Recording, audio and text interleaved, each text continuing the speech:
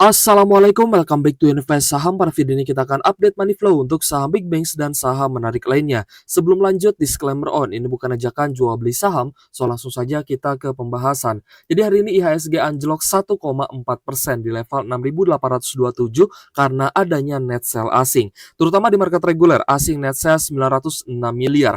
Dan memang sudah sejak kemarin ya IHSG di net sell asing. Kemarin di all market asing net sell 1 triliun lebih.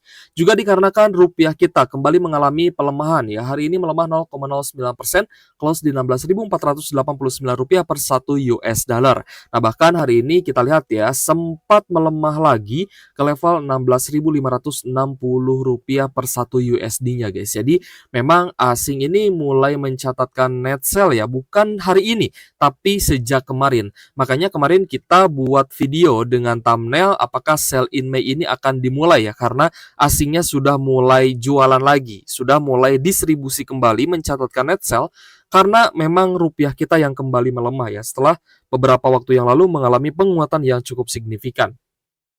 Jadi memang hari ini IHSG ya melemah 1,4% dan menjadi yang terburuk di bursa saham Asia. Lalu kita lihat juga di beberapa pemberitaan terkait dengan cadangan devisa negara yang terkuras habis ya demi membuat rupiah kita kuat kemarin. Nah, jadi kita melihat bahwa ini adalah efek stagflasi juga guys ya yang ada di Indonesia, di mana pelemahan ekonomi sangat terlihat ya dari penerimaan pajak negara yang juga anjlok sehingga menyebabkan APBN Indonesia mengalami defisit. Dan bahkan kebijakan DHESDA yang terutama ya untuk bisa memperbanyak ya cadangan devisa Indonesia ini masih membutuhkan waktu yang cukup panjang guys, karena tidak serta-merta bisa langsung dilaksanakan. Ya pasti akan membutuhkan waktu. It takes time ya guys ya untuk bisa menjalankan sebuah aturan ya. Apalagi ini kan aturan baru ya. Jadi untuk Indonesia sendiri memang ekonomi kita masih cukup stagnan ya, dan ya juga ya ditandai dengan banyaknya angka pengangguran di Indonesia.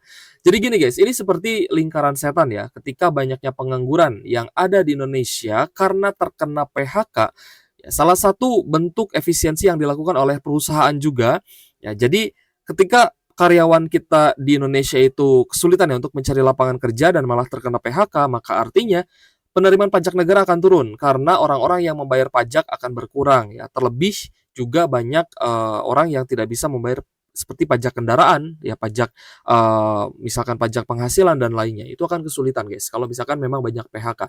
Nah, jadi PR pemerintah di sini ketika menginginkan penerimaan pajak yang full atau mungkin lebih besar, diharuskan ya guys ya untuk bisa membuat lapangan pekerjaan sebanyak-banyaknya. Itu yang sebenarnya harus dilakukan ya oleh pemerintah kita saat ini.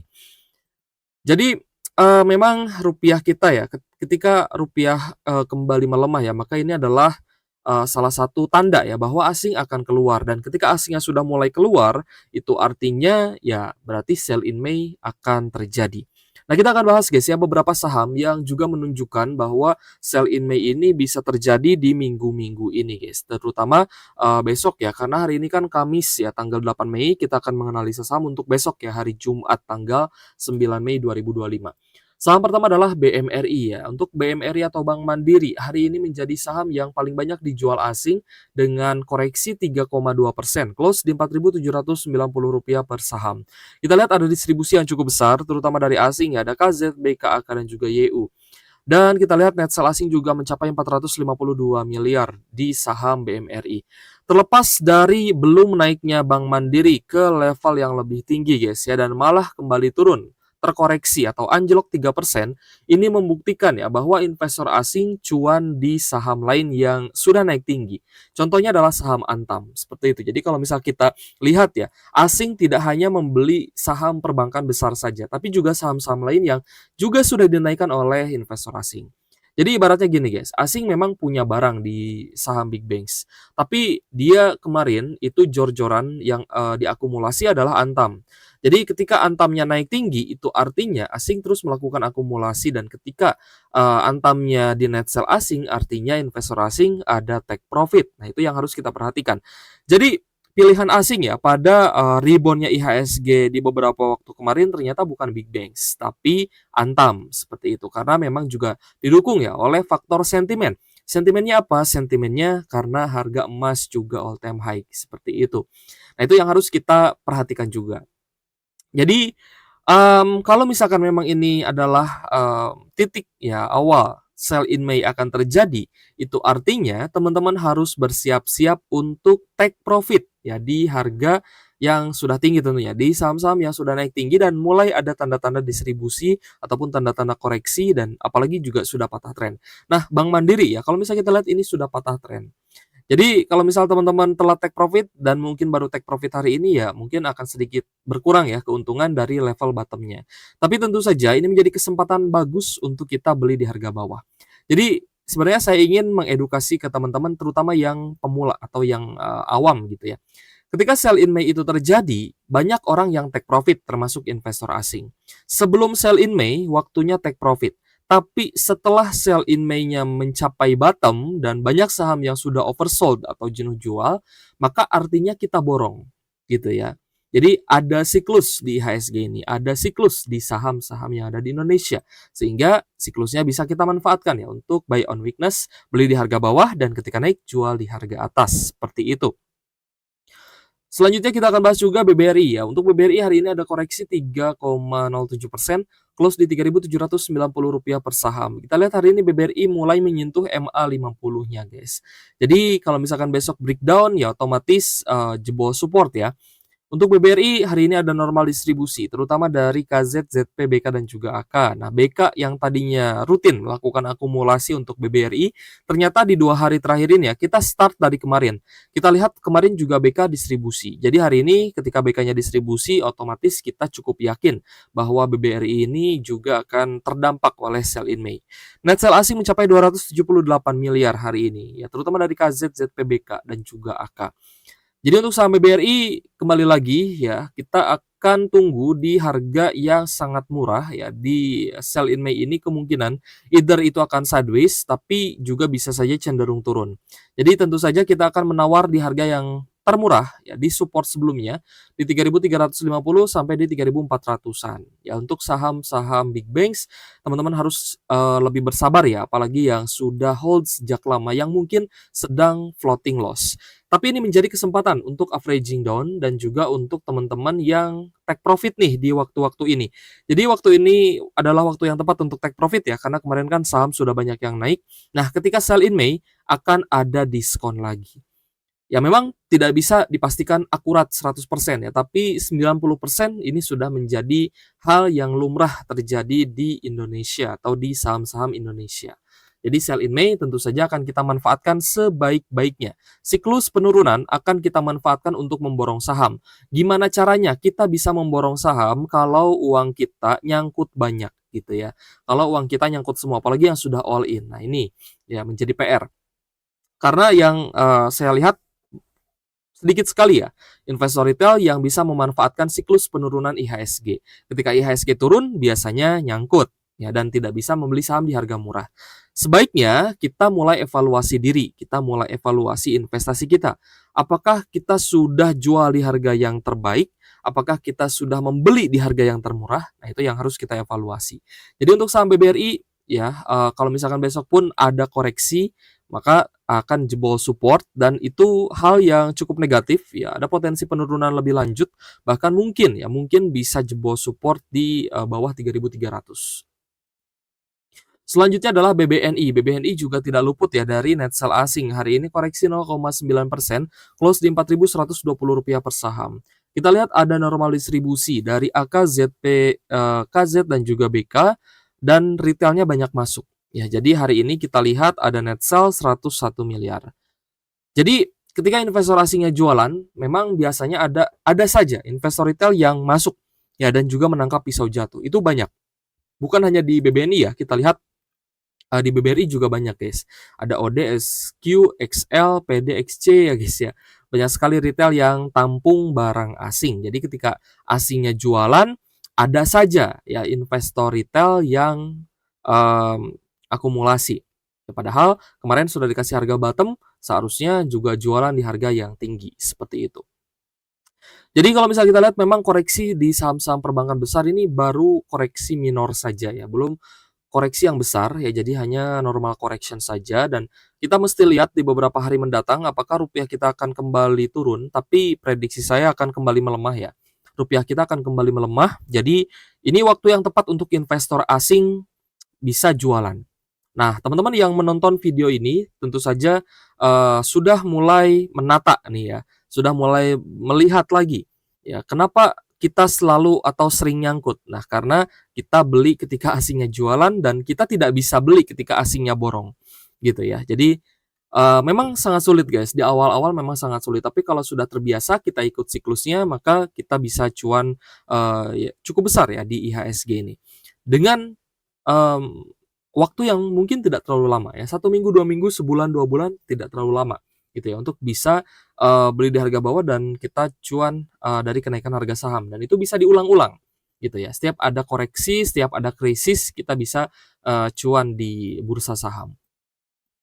Kita lanjut ke saham Telkom guys. Untuk Telkom hari ini ada koreksi 1,9%, close di Rp2.570 per saham. Hari ini Telkom juga menjadi salah satu saham yang paling banyak dijual asing. Ada distribusi yang cukup besar, terutama dari KZ, RX, TP, dan juga BK dengan net sale 80 miliar. Dan kita lihat ya, jika jebol di bawah 2.570, maka artinya sekali lagi Telkom jebol support. Karena sebelumnya sempat juga ya, dia breakout di resisten yang juga menjadi support terdekat ya di 2.690, malah jebol lagi ya guys ya, malah koreksi kembali. Itu koreksinya baru kemarin, ya di tanggal 7 Mei. Jadi seperti yang kemarin kita bahas, kalau misalkan Telkom anjlok lagi dan bahkan jebol support, itu artinya patah tren.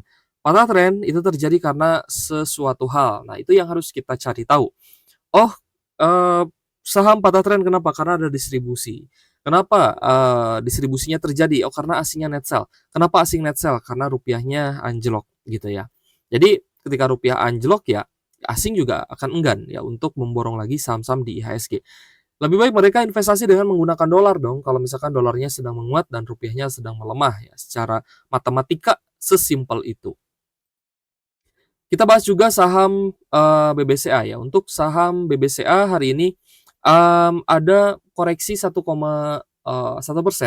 close di Rp8.975 per saham meskipun ada akumulasi dari asing ya, dari KZ, CC, dan juga ZP dengan net buy 116 miliar, tapi ada beberapa investor asing lainnya yang net sell, ada BKAK, ODLG, dan lainnya.